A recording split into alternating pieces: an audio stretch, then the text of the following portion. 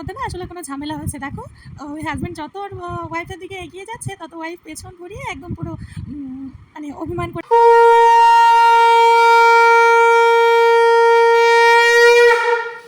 যদিও তিনি সকলের পালক, তবুও তিনি সম্ভব অনাসক্ত। তিনি আমার একটা পার্সেল এসছে, তো সেটাই এখন ওপেন করতে বসলাম। এবারে মিলিয়ে মিশিয়ে মানে চাল বাদে খিচুড়ি এরকম আর কি। খেতে না খুব টেস্টি হয়েছে জানো তো।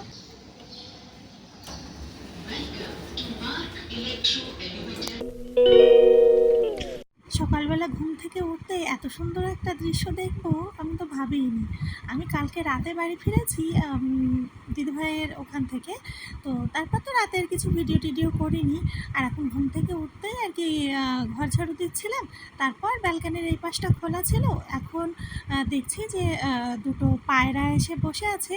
আর এদের দুজনের মধ্যে কিছু একটা ব্যাপার আছে, যেটা আমি না ভিডিওটা খুবই কাছ থেকে দাঁড়িয়ে করেছি, 3 থেকে 4 মিনিটের হয়ে গেছে। অতটা তোমাদের সাথে শেয়ার করলাম না। তো এত কাছ থেকে ভিডিও করছি তবুও এরা উড়ে যাচ্ছে না বা ভয় পাচ্ছে না। অন্য সময় কি হয়, একটু দূর থেকে হাঁটাচলা করলেও ওরা উড়ে যায়।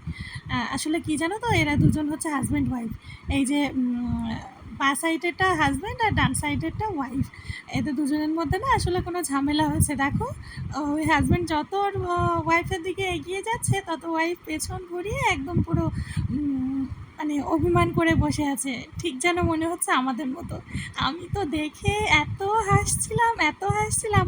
এখন দেখো বরটাও রাগ করে পেছন ফিরে আছে। পুরো মনে হচ্ছে আমাদেরই গল্প চোখের সামনে দেখছি।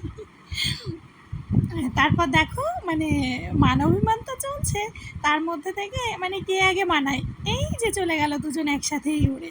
মানে আমাদেরও এরকমটা হয়, যেমন ঝগড়া ঝামেলার থেকে বড় মানবিমান তো সব ঘর সংসারে আছে, ঠিক সেরকমই মানে মানাতে তো হবে, যে কোনোভাবে সেটা ঠিক তো করতে হবে। ওরকম কিন্তু আমরা দুজনেই করি, মানে আমিও আগে করি, আবার কোনো সময় আমার বরও কিন্তু আগে করে। এভাবেই আমাদের চলছে। গুড মর্নিং এভরিওয়ান, আমার নতুন একটা ভিডিওতে তোমাদের অনেক স্বাগত জানাই। আশা করছি তোমরা সবাই খুব ভালো আছো, আর তোমরা ভালো থাকলে আমিও ভালো থাকবো। আমি তো পুজো করি আর প্রার্থনায় সবসময় চাই প্রত্যেকটা মানুষ যেন ভালো থাকে, সুস্থ থাকে, সে হোক আমার বন্ধু বা আমার শত্রু। সত্যি বলতে আমার নিজস্ব কোনো শত্রু নেই, কিন্তু আমার পেছনে তো থাকতে পারে যে হয়তো আমাকে পছন্দ করে না, আমাকে তার ভালো লাগে না, হতেই পারে, এই জন্য বললাম আর কি। দুদিন ঘুরে বেড়িয়ে বেশ তো বাড়ি চলে আসলাম। আর একটু অনিয়ম করে ওষুধ খাওয়া হয়ে গেছে, যে কারণে আমার পায়েও একটু ব্যথা যন্ত্রণা করছে। তবুও দেখো কাজের কোনো শেষ নেই। 2 দিন ঘরে ছিলাম না ঠিকই, আমি যদিও সব কিছু গুছিয়ে রেখেই গেছিলাম, সবজি মাছ সব কিছু আলাদা আলাদা করে। মাঝে তো একটা দিনই ছিলাম জাস্ট, আমি তো বৃহস্পতিবারে রাতে গেছি, শুক্রবারটা থেকে আমি শনিবারেই রাতে আবার চলে এসেছি। যদিও শনিবার থাকতাম সেভাবেই গিয়েছিলাম, কিন্তু আমার পায়ে খুব ব্যথা যন্ত্রণা করছে, ওই জন্য আর কি ও গেছিলো বলে ওর সাথেই আবার বাড়ি ফিরে এসেছি। যতই হোক একটা দিন ঘর ছেড়ে কোথাও গিয়ে থাকতে যেটুকুনি না রেস্ট পাই, তার থেকে বেশি বাড়ির জন্য মন খারাপ করে। কত কী ভাবি যে কী হচ্ছে কী করছে এই সমস্ত। দুজনের সংসার তবুও মানে আমার বর কিন্তু ভালোই রান্না জানে, ও নিজে রান্না করে খেতে পারে, খেতে জানে, সব কিছুই ঠিক আছে, কিন্তু তবুও আমি বাড়ি না থাকলে শুধু আমার মাথার মধ্যে এটাই ঘুরতে থাকে যে আমার ঘর বাড়িগুলোর কী দশা অবস্থা হচ্ছে তার ঠিক নেই। সত্যি বলতে ঘরে মেয়ে মানুষ না থাকলে পুরুষ মানুষ কি আর সেইভাবে পরিষ্কার পরিচ্ছন্ন সব কিছু গুছিয়ে ঠিকঠাকভাবে করতে পারে? আর আমি যাওয়ার সময় না ওকে বলছিলাম যে আমি গোপালকে সাথে নিয়ে যাই, ওই বাড়িতে আমি পুজো করতে পারবো, মানে তার সেবা চলবে, না খেয়ে থাকবে না। তো বলছে না তুমি কষ্ট করে আবার গাড়িতে রাস্তার মধ্যে ওকে নিয়ে যাবে এইভাবে, তার থেকে ঘরে থাকুক, আমি একবার না হয় পুজো করবো। ও পুজো করতে পারে মোটামুটি, সেইভাবে তো আর আমার মতো ওইভাবে গুছিয়ে করতে জানে না, কিন্তু যেহেতু গোপাল রয়েছে তাকে তো আর অভুক্ত রাখা যায় না। আমি তো দুবার করি যেটুকুনি সময় পাই, কিন্তু পুরুষ মানুষ তো আর সেইভাবে টাইম দিয়ে করতে পারবে না।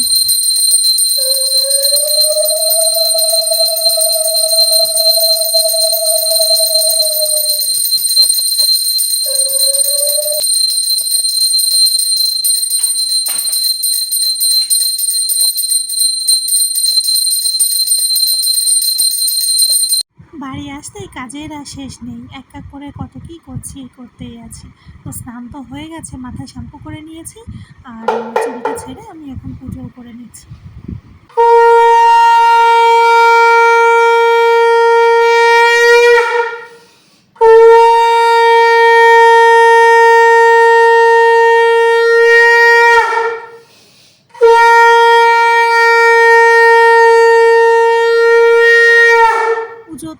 শেষের দিকে, আর এখন গীতা পাঠ করব। আর এটা না করলে সারাদিনে আমার সবথেকে বড় কোনো কাজ যেন অসম্পূর্ণ থেকে যায়। আর এখন এডিটের সময় কি দেখছি জানো, যে পাখা চালানো ছিল বলে এক্সট্রা নয়েজের কারণে আমি যে কী পড়েছি কথাগুলো ভীষণ অস্পষ্ট লাগছে। শিবক্ষণের সর্বেন্দ্রিয় গৌণাভাস সর্বেন্দ্রিয় বিবর্জিতম অসত্যম সর্ববৃচ্চৈব নির্গুণম গৌণভক্তি চ। অনুবাদে পরমাত্মা সমস্ত ইন্দ্রিয়ের প্রকাশক, তবুও তিনি সমস্ত ইন্দ্রিয় বিবর্জিত। যদিও তিনি সকলের পালক, তবুও তিনি সম্পূর্ণ অনাসক্ত। তিনি প্রকৃতির গুণের অতীত, তবুও তিনি সমস্ত গুণের ঈশ্বর। গুণে তারা প্রভাবিত হয়ে রয়েছে, তারা পরমেশ্বর ভগবানকে জানতে পারে না। গীতা পাঠ ও গীতা শাস্ত্র বেদম পূর্ণাঙ্গ পাঠে যত প্রমাণ। ভগবদ্গীতার নির্দেশকে যথাযথভাবে অনুসরণ করতে পারলে অতি সহজেই সমস্ত ভয় ও উদ্বেগ থেকে মুক্ত হওয়া যায়। এই জীবনে ভয় ও শোকাদি বর্জিত হয়ে পরবর্তী জীবনে হরে কৃষ্ণ কৃষ্ণ কৃষ্ণ হরে হরে, হরে রাম রাম রাম হরে হরে এবং কর্মাপে এবং তৎসদবশ সেবা সমস্ত মানুষের একটি ব্যক্তি হোক পরম পুরুষোত্তম ভগবান শ্রীকৃষ্ণের সেবা করা।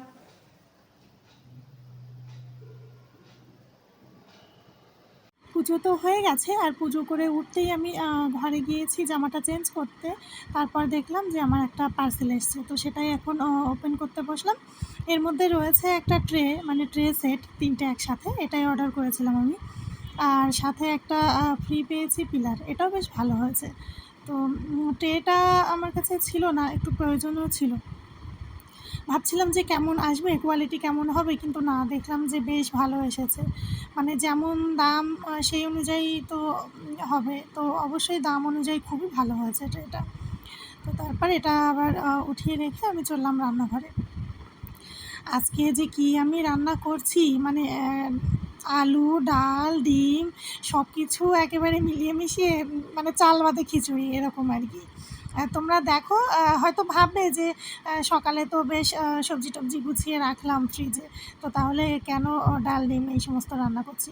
আসলে কি জানো তো, আজকে বাড়িতে সারাদিন এত বেশি কাজ ছিল, বা সেগুলো করতে করতে আমার রান্নাঘরে আসতে না অনেকটা লেট হয়ে গেছে, যে কারণে আজকে আর যেগুলো যা রান্না করেছি সেগুলো আর ভিডিও করতে পারিনি। আর এই রান্নাটা আমি করেছিলাম বেড়াতে যাওয়ার একদিন আগে। তো এটার ভিডিও করা ছিল, তো ভাবলাম যে এটাই তোমাদের সাথে শেয়ার করি আজকে, যেহেতু কোনো ভিডিও করতে পারিনি রান্নার সময়, এই জন্য আর কি। এই রান্নাটা যেদিন করেছি সেদিনকে ঘরে কোনো সবজি ছিল না, তো ডাল, আলু, ডিম এগুলো ছিল, তো ভাবলাম যে এটা দিয়েই কিছু করা যাক। তাছাড়া আমি তো রান্নায় অনেক বেশি এক্সপেরিমেন্ট করতে থাকি, আর করি ঠিকই, কিন্তু তাতে না 95%ই আমার ভালো হয়। 5% হয়তো এদিক ওদিক হয়ে যায় 2-1 দিন। তো সেই জন্যে আর কি ভাবলাম যে এভাবেই করা যাক। আর যে এটা অমলেট উঠিয়ে রাখলাম না আগে করে, ওই অমলেটটা হচ্ছে আমার জন্য। আর এই যে গোটা ডিম সেদ্ধ 2 খণ্ড করলাম, এটা হচ্ছে মণ্ডল মশাইয়ের জন্য। উনি আবার মানে গোটা ডিম ছাড়া খাবে না, কিন্তু সেই ডিমটা আবার মাঝখান থেকে 2 খণ্ড করে এভাবে আলাদাভাবে ভাজতে হবে। আবার আমার আলাদা হচ্ছে অমলেট। আমি আবার কোনো রকম পোচ বা সেদ্ধ গোটা এভাবে আমি খেতে পছন্দ করি না একদম। এই জন্য আর কি দুজনের জন্য 2 রকমভাবে বানিয়ে, এখন ডালটা তো ওপাশে প্রেসারে সেদ্ধ হচ্ছে, সেদ্ধ হয়ে আমি আবার জল টল দিয়ে ওটা আবার ফোটাতে বসিয়েছি। আর এপাশে আমি তেলের উপরে জিরে, শুকনো লঙ্কা বেশি করে ফোড়নে দিয়ে, তারপর একটু পেঁয়াজ দিয়েছি বেশি করে, সেটাও একটু ভাজা ভাজা হয়ে এলে 2-3 কোয়া রসুন থেতো করে দিয়েছি। আর লবণ হলুদ দিয়ে একটু জিরে গুঁড়ো আর সামান্য একটু আদা বাটা অল্প একটু জলে গুলিয়ে ওটাই দিয়ে পুরো মশলাটা একসাথে সুন্দর করে কষিয়ে তারপর ডালটা ঢেলে দিয়েছি, আর 2টো ডিম ওর মধ্যে দিয়ে নিয়েছি। আর টমেটোটা ছিল, সেই টমেটোও একটা দিয়ে নিয়েছি। ব্যাস, এভাবেই হয়ে গেছে। আর খেতে না খুব টেস্টি হয়েছে, জানো তো।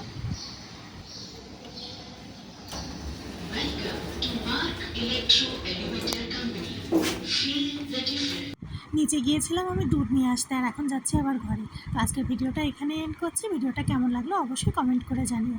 ভালো লাগলে একটা লাইক করে দিও, আর আমার চ্যানেলে নেক্সট ভিডিওগুলো পেতে অবশ্যই চ্যানেলটাকে সাবস্ক্রাইব করে রাখো। দেখা হচ্ছে নেক্সট একটা সুন্দর ভিডিওতে।